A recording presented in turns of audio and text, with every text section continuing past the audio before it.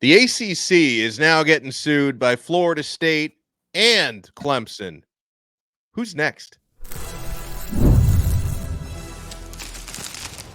You are Locked On College Football, your daily podcast on all things college football. Part of the Locked On Podcast Network, your team every day.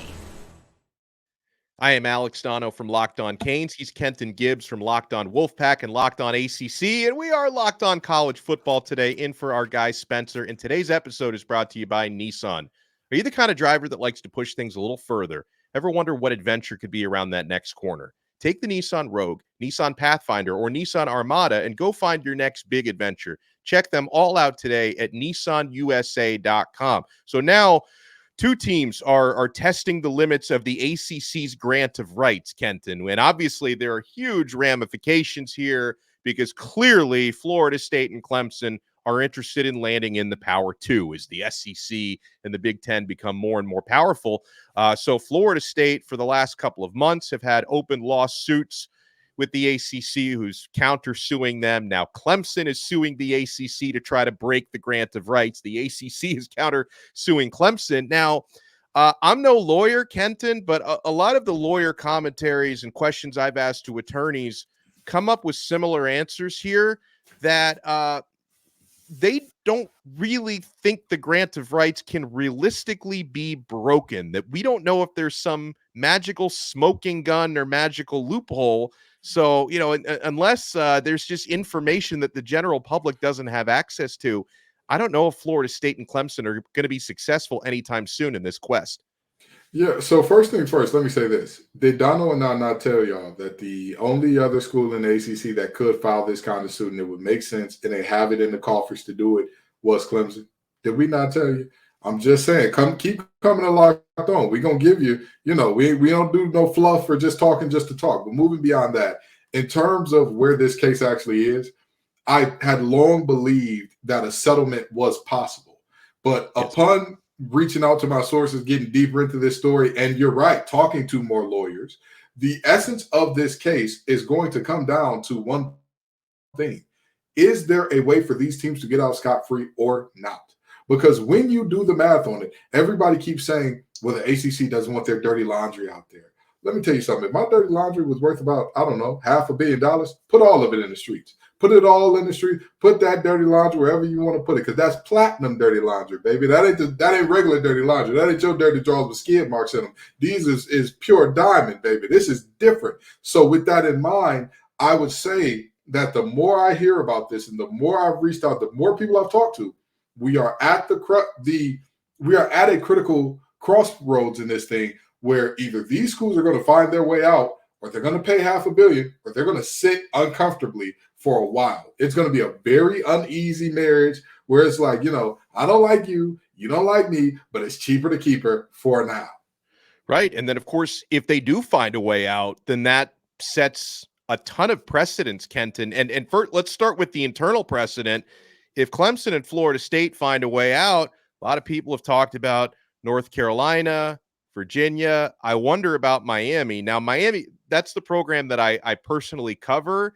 Yet, I was listening to an interview this morning with Miami's athletic director, Dan Radakovich, who, interestingly enough, was at Clemson before he came over to Miami. And a lot of Hurricanes fans were actually a little bit disappointed by this because I think they root for chaos and they like to get into the Power 2. But Radakovich gave zero indication whatsoever that Miami is looking to leave the ACC. If that's just something he's saying because he has to say it right now, I don't know. But he said Miami's perfectly happy in the ACC. He wants to see the ACC together. And he also said he doesn't really expect that Florida State and Clemson are going to find a way out of this thing. But it's not just the internal precedent, Kenton. There's also external precedents that if a court, decides that this grant of rights can be broken or is not ironclad and is not enforceable, we're going to have to start looking at a lot of different contracts, even outside of sports. Absolutely. And that's something that I really have heard from a lot of lawyers as to why these cases have no merit. Because even if, let's say the ACC didn't file countersuits in North Carolina and they let the courts play out in these states, right? Okay, so let's work this out and let's follow this to its logical conclusion. if you're in the state of South Carolina, if you're in the state of Florida, and you have signed a contract that is prohibitively exploitative, right? Like it's a bad contract. You signed a 360 deal with a record label, right? Candace and I on Locked On ACC often joke about, oh, this person's in the 360 or whatever the case may be, this person's in the 360. But what that means is your record company, the company that you're signed to for music gets a cut of every single thing that you do, except for like personal club appearances or anything like that. So if you get a deal with Sprite, even if they had nothing to do with it, you got to pay up. If you get a deal with Manscaped, even if they had nothing to do with it, you got to pay up. If you get a deal with Nissan, you have to pay up, even if it has nothing to do. They do not use your music. They do not use anything along those lines. You have to give a cut to your record label. Obviously, that's exploitative. It's a bad contract. It does not make sense. Or when singers get signed to like, oh yeah, we'll give you a $30,000 advance, but on top of that $30,000 advance, that $30,000 advance doesn't go towards your producer, the person who's mixing the master, and it's a bunch of different industries that function in that similar way to where the contracts are inherently exploitative. If this contract, you can say, hey, it's a bad contract and it doesn't work in the best interest of the people who signed it. How many other industries are then the floodgates are wide open for if you're in this state or this state or this state, because, everybody and their mama is now saying that their team has not only the money, but also a landing spot in the Big Two, because paying millions of dollars to go to the Big 12, congratulations, you just paid millions to make a lateral move. So you're sitting here at this moment where you're saying to yourself, everybody who's in college football keeps saying, well, they don't want their dirty laundry aired. They don't want, if the dirty laundry is exactly the same as the dirty laundry from the Big 12, why would they not want out, number one? Number two, if the dirty laundry is going to prevent them from making $500 million, multiply that by 2 for me, Donno. What's 500 million times 2? $1 billion. $1 billion. If I had $1 billion worth of, hey, Kenton, we got to read all your text messages for $1 billion. Mama, I'm sorry, you're going to be a little ashamed. But guess what? I'm going to be a billionaire, baby. And that's what the conference is looking at. It's not realistic to imagine that, oh, hey, we're going to reach a settlement and agreement, because even if you go beyond these two teams, who else logically has the money to leave and a landing spot that makes sense? Well, and another thing I think about a lot is people just assume because the SEC has expanded recently. I mean, they're adding Oklahoma and Texas, and the Big Ten is, revolutionizing themselves with the additions that they're making, the California teams, Oregon, Washington, like big additions. But people just assume that they want to keep expanding forever. But isn't there at a certain point diminishing returns? Because, they've got these sensational television deals now that pay out, more money per school significantly than ACC schools and Big 12 schools get. But at a certain point, if you keep expanding, you've got to continue sharing that revenue with other schools. So at what point do they say, you know what, the Big 10, we're good enough right now. The SEC, we're good enough. We don't need to add anybody at this point. And here's the worst part. Everybody keeps talking about their schools leaving. So first of all, you're absolutely right there, because again, that reality is very serious. But let's take that to its logical conclusion. Imagine your school, and I'm not going to say any school's name because it could be an ACC school, it could be a Big 12 school, it could be anybody that's not in the Power 2. Imagine your school pays millions of dollars to get out of your conference. And then after you pay those millions of dollars to get out of your conference, you just happen to be the last person standing there without a chair and musical chairs. Then what? Yeah. What's the play then? With all due respect, if you're a UCF, if you're a Wake Forest, if you're a Louisville, if you're a TCU, if you're a Baylor, where's the deal? Where's the new deal for you and you only, where you can say, hey, we can compete with Notre Dame as an independent? Well, no, we can't do that. Well, we can compete with who as an independent? Are you closer to UConn than Notre Dame? Be honest now. Be honest with yourself, baby. You got to, it doesn't make sense for us to continue living in this delusion. And I love how you talked about Miami's AD and saying he was staying put, because Miami's AD reaffirmed something that I believe for a very long time. Stop listening to people who get paid to drum up discord or who have no skin in the game and they're letting their fandom talk. Listen to the people who their ability to feed their families, depend on making the right move. I'm sorry to tell you, but Super Kane 98 on Twitter does not have the same investment. By the way, if that's somebody's actual ad, I'm sorry. I was just messing with Probably you. is. My fault, player. But they don't have the same vested interest. And I need to make sure that Miami's making the right move as Radovich does. Because if he makes the wrong move, congratulations, brother. You just went from $1 million job to the unemployment line. As opposed to somebody who's randomly rambling saying, my team has the viewership, my team has the brand, my team has all these things that make sense for us to go and leave when it just doesn't. Well, we'll go from conference expansion to college football playoff expansion. Going to be at 12 teams and then at 14 in the blink of an eye. I think it's a good thing, but I wonder if there should be a limit on this. You want to keep it locked. Alex Donno from Locked On Canes, Kenton Gibbs from Locked On Wolfpack and Locked On ACC with you here on this brand new episode of Locked On College Football.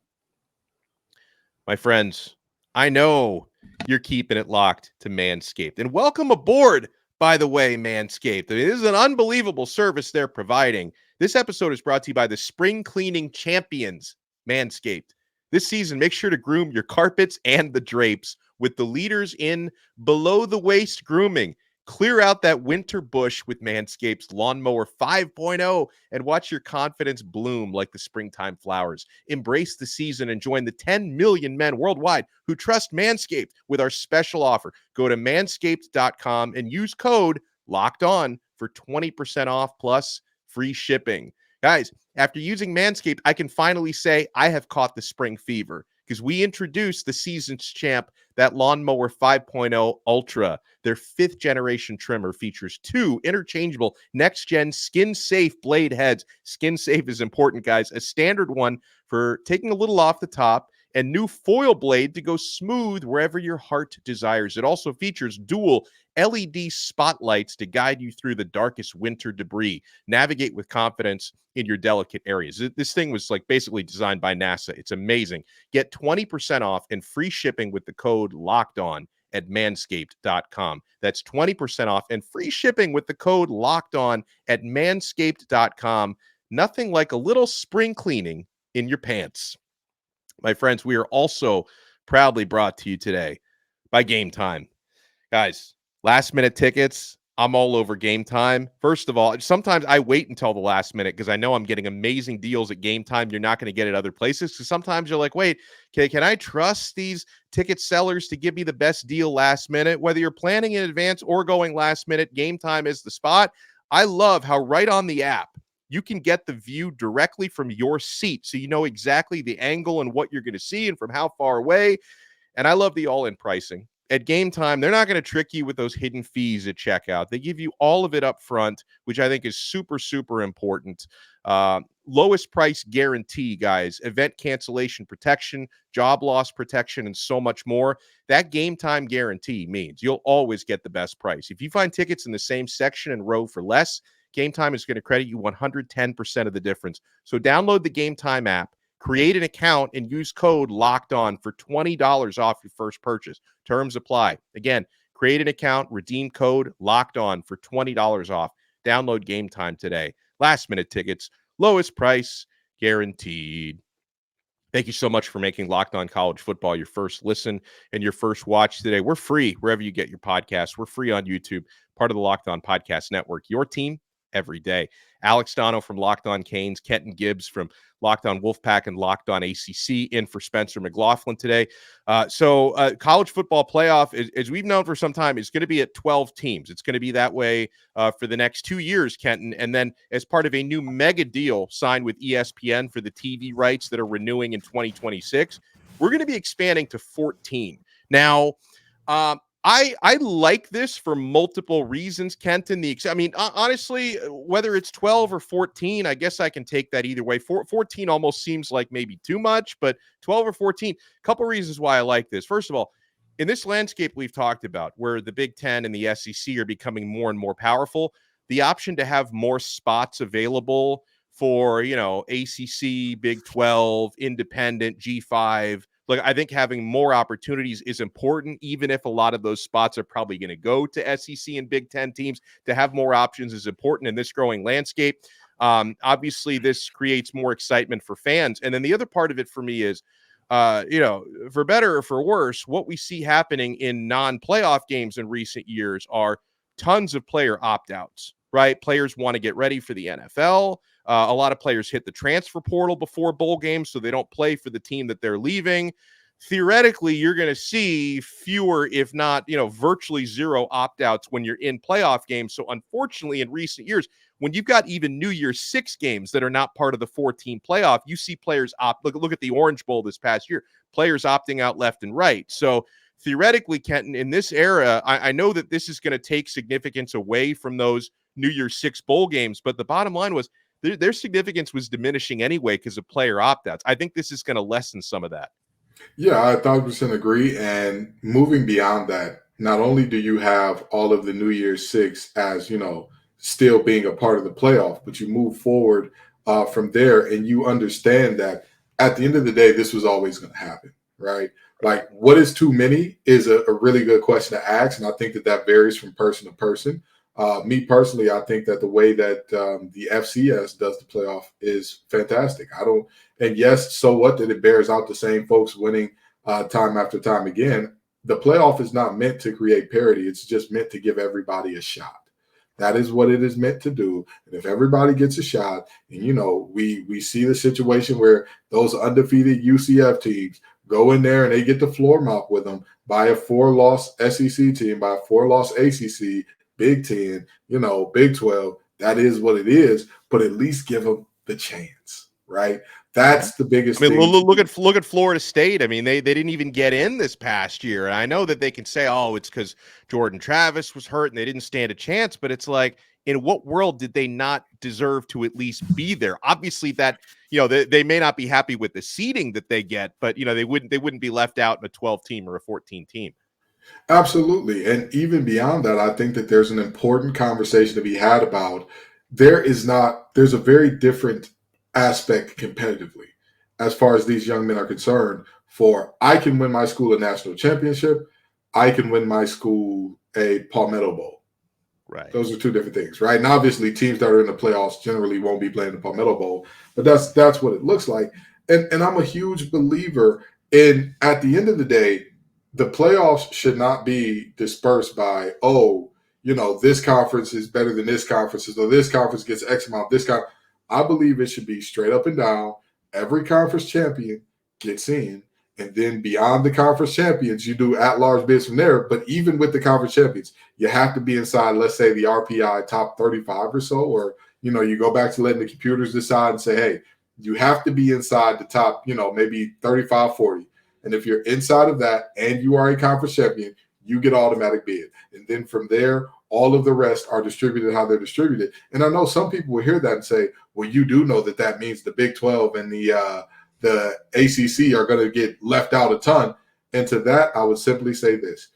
Let's make sure that the computers and formulas are fair and they're rewarding what's actually happening on the field and not speculation. Right? Because in this past year, we saw the ACC have a winning record against the SEC. And yet people said, well, those are your bottom feeders. Those are the SEC's bottom feeders. Last time I checked, a lot of those ACC teams that were losing weren't exactly the ACC's best teams. Like that Virginia team that lost to Tennessee, nobody in their right mind would say that they're in the upper half. Nobody would put them anywhere besides the bottom quartile of the ACC, and yet it still counted as a win all the same for the SEC. So what I look at here, and what I'm saying here in essence is it should be distributed more equally. But what we're looking at now, my only disappointment with moving to 14 so quickly, we didn't give 12 a shot. We didn't even see how it felt and say, all right, we're gonna tinker a little bit from here. It immediately was like, we have 12, great. Now let's go to 14. Let's do it. And it's just like, I don't like the way that feels in terms of not seeing how 12 works out. Yeah, no, and I know, I thought you made a good point earlier about the importance of getting in, because I know that there's going to be people who say, well, what happens in the first round when, the highest seed goes up against the 14 seed? It wouldn't be the number 1 seed because they would have a first round bye. But is there just going to be is there going to be enough competitive balance? Well, first of all, we're not going to know till we get there, because another thing, we're going to talk more about the transfer portal in a little bit, Kenton, that, there's a weird thing happening where you have some like former 5-star recruits and some good players for bigger programs who do transfer to, quote unquote, smaller schools. So it's just, this is such an uncharted era right now in college football that, who's to say a 14 seed couldn't pull off a crazy upset every now and then. Hey now, you're talking that talk, Donno, because the reality is you're looking at a game where, again, am I going to lie and say, hey, the gap is closed and the Sun Belt can beat the SEC head-to-head team for team? No, right? No. I'm not going to lie and say that. But what I will say is the Sun Belt did go, I want to say they went undefeated against the Big 12 a few years ago. Yeah. And like, what does that mean? Including the team that played in their conference championship. So what does that mean, right? Like, where can we truly examine, okay, wait a minute. How can we challenge these biases? And like you talked about, we're seeing former 5-stars end up at different schools, because the reality is not only is there opportunity at those other schools, but there's also the ability to go pro from those other schools that you may not see. Sure, you may get a bigger NIL deal at the bigger school, but right. Which one is worth more? The bigger NIL deal and you're sitting behind the future Heisman Trophy winner, or a smaller NIL deal and you get a chance to compete with him for the Heisman out of Texas State, out of, let's say, a Marshall, let's say a Toledo. You get to be that guy that gets to compete, but you just have to go to a smaller school to do so. I think that every athlete that truly loves the game is going to pick the latter, 7 days out the week and twice on Sunday. Coming up next, we're already seeing a little tease of what's to come with the Caden Proctor situation, which I want to talk about. But I think the next transfer portal opening is going to be one of the craziest we've ever had. And what does it say about the current landscape of college football? You want to keep it locked right here to Locked On College Football. And I know you're keeping it locked with Nissan. This week's March Badness bracket highlight is brought to you by our friends at Nissan, because each week we're picking one team that stands out, a team that's pushed it further than the rest, just like any of the all-new 2024 Nissan SUVs. These guys were able to take it to that next level. The Auburn Tigers can only be described as a pathfinder. They've been thrilling to watch, and they've really created a lane for themselves after claiming the top spot in the SEC as they knocked off the Florida Gators in the SEC Tournament Championship. They're set to make a run at the NCAA tournament. So take the Nissan Rogue, Nissan Pathfinder, or Nissan Armada and go find your next big adventure. Shop nissanusa.com. Thank you so much for making Locked On College Football your first listen and your first watch today. We're filling in for Spencer McLaughlin. I'm Alex Donno from Locked On Canes. He's Kenton Gibbs from Locked On ACC and Locked On Wolfpack. Kenton, first of all, it's funny because earlier this week, I had the thought, at not knowing this would come true hours later, has there ever been a player who started their career at one school, transferred somewhere else, and then ended up transferring back to the original school? And then I think hours after, I talked about that a little bit on Locked On Canes, because there's a suspicion that a former Miami running back could go back to his original school, talking about Henry Parrish Jr., who started his career at Ole Miss, transferred to Miami for 2 years. People think he might go back to Ole Miss. So I was wondering, had that ever happened before? And then we get Caden Proctor, Alabama offensive tackle, who, and there's even another layer to this onion, because he was an Iowa native and was committed to Iowa and flipped to Alabama. Then he transfers from Alabama to Iowa in the winter, and now he's transferring back to Alabama. So I don't know if too many folks will be welcoming him back into his home state anytime soon, but this is nuts. And Kenton, I'm expecting this with how many thousands of players have been in these recent transfer portal windows. And now, especially in this age where the NCAA has had their butts kicked in court so many times when it comes to trying to enforce NIL, like being used as recruitment inducements, and they really can't enforce that anymore. It is still the wild, wild west, more so than ever. I think this might end up in April, and it's going to be right after most schools play their spring games. So players are going to kind of figure out, hey, am I a starter here? Am I a back? Am I ever going to play here? I think this April transfer portal window is going to be insane. Anybody who knows me knows I've been as pro player as possible. I've been as pro the players need freedom of movement exact same as the coaches as possible. I have been that, and I am still that. However, part of maintaining that stance and being logical and being fair is pointing out when somebody has abused the system or done something bad. Now, with that in mind, talking about the Caden situation in particular, if the allegations are true that he collected $100,000 in NIL, never stepped foot on the field for them, and transferred out immediately after, I mean this with everything in my heart and soul. That young man should be ashamed of himself. And again, if this is true, if what is being reported about him is false, then obviously shame on the people reporting the false information. But now, if that young man took $100,000 of those people's NIL money in order to be a player on their team next year, did not play a single snap and decides to transfer back, I'm not mad at the jumping and transferring. More power to you. Yeah. But the intentionality behind the deception, the deceit, the really just the I don't even know how to put it, but just the malicious nature of doing such a thing, it not only looks bad on you, but it makes it hard for people like me and you, because you and I have both been very pro player through this thing, Donno. Yes. And it makes it hard for us to defend these things when the people who refer to players as the animals running the zoo are going to say, look at this. Look at what Caden did. Look at that. It's a shame. And I'll say this. I don't think that the world with the transfer portal as it is now in terms of college football is worse. I think it's different. Yes. I think it's different. I don't think it's better.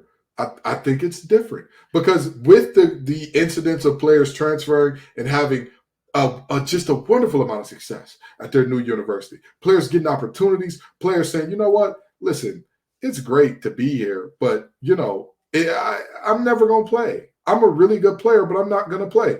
It's not as bad for college football as you think, because think about how many great players would not have played otherwise had they not transferred. Think about how many great players that we've seen that if it were not for the transfer portal, we would be sitting there with our hands under our thighs like, oh, wow, these teams are stockpiling. And you know what's another thing I've noticed about college football fans is, like, for not everybody, obviously, but so many fans, they get so angry when a player leaves their team, but they celebrate the guys who come in. So it's like, wait a second, hold on. So you think the player that left your program is like a terrible human being because he left, and yet you love it when the star quarterback transfers in. Hold on, shouldn't you have that same energy? And then another thing about the portal, and I know that they have had in recent years more leniency and opportunities for players to enter the portal, like when their head coach leaves, but also when your coordinator or even your position coach leaves, that can have an impact. And they haven't given the hall pass. When your position coach leaves, they don't give you historically the hall pass that when your head coach leaves. But now that basically you can just transfer wherever you want to. But I think it's okay in this aspect is, guess what? If you're maybe a second string running back and you're in good standing with your running backs coach, and then he leaves to take an assistant job in the NFL, the new running backs coach doesn't think you're any good and you're a fourth stringer. It's like, hold on. You should get that opportunity to go play elsewhere. That players can jump and leave whenever they want to. Head coaches, assistant coaches. I believe players should have that same opportunity. Yeah, and I look at it this way, right? You talk about what's good for the game. Was it good for the game that Alvin Kamara couldn't play immediately once realizing I'm not going to play behind Derrick Henry? No. Was it good for the game? No. Was it good for the game? Would it have been good for the game if Justin Fields would have had to sit out a year at Ohio State instead of being eligible to play immediately?